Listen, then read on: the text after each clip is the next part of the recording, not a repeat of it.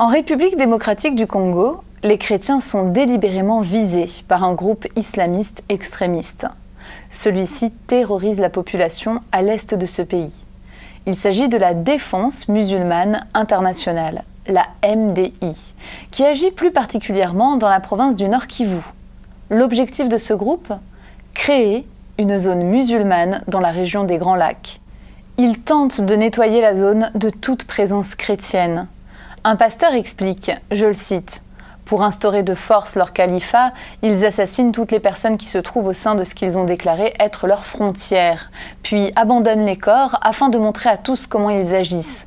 Aux yeux de ceux qui commettent ces attaques, nous sommes tous des chrétiens et donc des obstacles à l'instauration de la charia islamique. » Une jeune fille, prénommée Mado, dont on ne peut pas vous montrer le visage, connaît très bien ce groupe qui l'a retenue captive. Elle a été jetée dans un trou profond avec 11 autres personnes pendant 4 mois. Forcée à devenir musulmane, mariée de force à un homme âgé, cette jeune femme a réussi à s'échapper après 15 mois d'esclavage.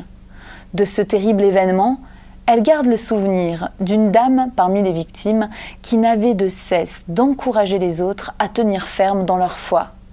Dans cette zone de la République démocratique du Congo, l'Église est généralement connue pour être forte spirituellement. Mais le défi de la persévérance et de la fidélité à Christ reste de taille.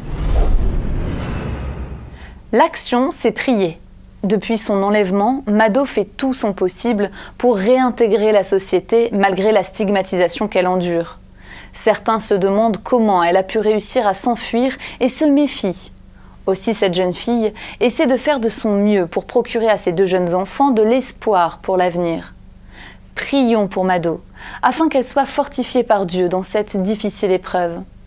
Prions pour les chrétiens et les chrétiennes qui reçoivent des formations pour tenir ferme dans la foi. Qu'ils puissent faire preuve d'un amour inconditionnel et d'une fidélité sans faille.